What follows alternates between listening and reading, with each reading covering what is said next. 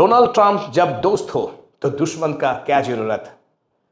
गद्दी में आने के बाद ट्रंप जी तो टैरिफ पे टैरिफ इंपोज कर रहा है। इस सज्जन को क्या तकलीफ है भाई, क्या तकलीफ है इनको?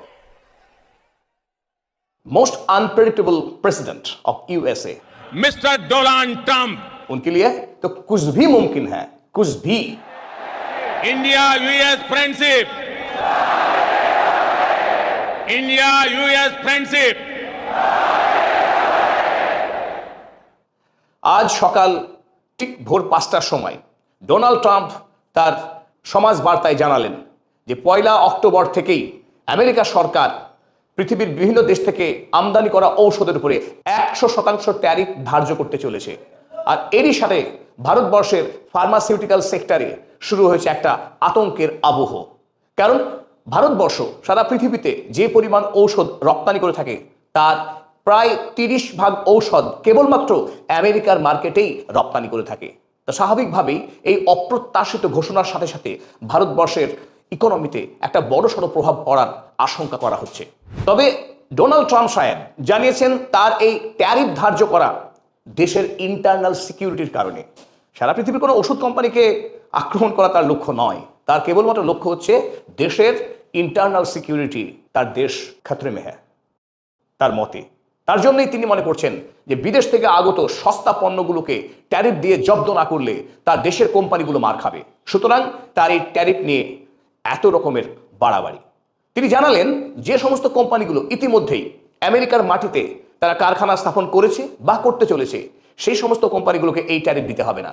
কিন্তু যে সমস্ত ঔষধ, বিশেষ করে ব্র্যান্ডেড অ্যান্ড পেটেন্টেড মেডিসিন সরাসরি বিদেশ থেকে যেগুলো আমেরিকার মাটিতে আমদানি করা হয় সেগুলোর উপরে যত আক্রোশ ট্রাম্প সাহেবের। তো ট্রাম্প সাহেব আরও দুটি পরপর টুইট বার্তা দিয়েছেন, যে টুইট বার্তাগুলোতে তিনি জানিয়েছেন হেভি ট্র্যাক কিচেন কেবিনস থেকে শুরু করে আপহোলস্টার্ড ফার্নিচারের উপরে তিনি নতুন করে আরও 30% ট্যারিফ ধার্য করতে চলেছেন। এই আপহোলস্টার্ড ফার্নিচারের ক্ষেত্রে ভারতবর্ষের প্রভূত ক্ষতি হওয়ার সম্ভাবনা। কারণ ভারতবর্ষের যে পরিমাণ আপহোলস্টার্ড ফার্নিচার নির্মিত হয় তার ৬৯% বাজারই হচ্ছে আমেরিকা। আমেরিকায় গত বছরে প্রায় ১,০২,০০০-এরও বেশি শিপমেন্ট ভারতবর্ষ থেকে গিয়েছিল। সুতরাং ভারতবর্ষের যে ফার্নিচার ইন্ডাস্ট্রি সেখানে বড়সড় ঝুঁকির আশঙ্কা দেখা দিয়েছে। ট্রাম্প সাহেবের আজকের এই ভোরের উপর্যুপুরি সমাজ মাধ্যম বার্তাতে ভারতবর্ষের অর্থনীতি মহলে একটা দুশ্চিন্তার কালো মেঘ তৈরি হয়েছে। মজার ব্যাপার হলো আমেরিকা যখন সারা পৃথিবীতে দ্বিতীয় বিশ্বযুদ্ধের পর থেকে একচেটিয়া ব্যবসায়িক মনোপলি স্থাপন করে এসেছে, আমেরিকার কোম্পানিগুলো নির্বিচারে নির্দ্বিধায় সারা পৃথিবীতে বাণিজ্য করেছে, সেখানে হঠাৎ আজ এই ২০২৫ সালে দ্বিতীয়বার জন্য ক্ষমতায় এসে তিনি মনে করছেন সারা পৃথিবী আমেরিকা রাষ্ট্রকে অর্থনৈতিকভাবে শোষণ করছে।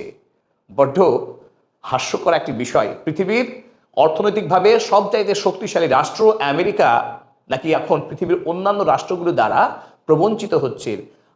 আমেরিকা রাষ্ট্র নাকি তার আর্থিক স্বাস্থ্য ভঙ্গুর হয়ে যাচ্ছে এই দেশগুলো সস্তা পণ্য এসে। আমেরিকা ফার্স্ট তার একটাই slogan, make America great again. এই স্লোগান তুলে তিনি দেশের যে ইনফ্লেশন রেট, মুদ্রাস্ফীতির হারকে বহুগুণ বাড়িয়ে দিয়েছেন। ট্রাম্প সাহেবকে নিয়ে আমেরিকার অন্দরমহলও খুশি নয়। দেশে বারবার একটার পর একটা সিদ্ধান্ত তিনি গ্রহণ করেছেন, দেশের চাপে পড়ে পিছনে সরে আসতে হয়েছে। সম্প্রতি তিনি এইচবি অন ভিসা, যে প্রতি বছর $১,০০,০০০ করে ধার্য করেছিলেন প্রতি চাকরিজীবীর মাথার উপরে, সেখান থেকেও তিনি কিঞ্চিত সরে এসেছেন। ভারতবর্ষের বিশেষ করে যে বন্ধু রাষ্ট্র ভারতবর্ষ, সেই ভারতবর্ষের উপর তিনি ইতিমধ্যেই 25% ট্যারিফ ধার্য করেছিলেন। রাশিয়ার কাছ থেকে তেল কেনার অপরাধ স্বরূপ তিনি শাস্তি দিয়েছেন 25% ট্যারিফের।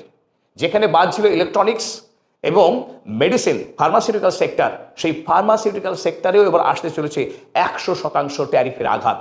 স্বাভাবিকভাবেই সারা পৃথিবী, ভারত সহ সারা পৃথিবী এখন বিচলিত এবং এই আনপ্রেডিক্টেবল ট্রাম্প সাহেবকে কিভাবে বাগে আনা যায় তা নিয়ে রীতিমতো দুশ্চিন্তাগ্রস্ত পৃথিবী। ২০২৪ অর্থবর্ষে ভারত থেকে $২৭.৯ বিলিয়ন যে ঔষধ রপ্তানি হয়েছিল তার ৩১% ঔষধ কেবলমাত্র আমেরিকাতেই রপ্তানি হয়েছিল। অর্থাৎ ভারতীয় টাকায় তার পরিমাণ একটা বিপুল ৭৭,২৩১ কোটি টাকার ঔষধ ভারত থেকে আমেরিকায় রপ্তানি হয়েছিল। এই সিদ্ধান্তের ফলে ভারতবর্ষের কিছু ফার্মাসিউটিক্যাল জায়ান্ট যেমন doctor Reddy, Lupin, gland Pharma, Zydus life science এই ধরনের কোম্পানিগুলো প্রভূত পরিমাণে ক্ষতিগ্রস্ত হওয়ার আশঙ্কা রয়েছে।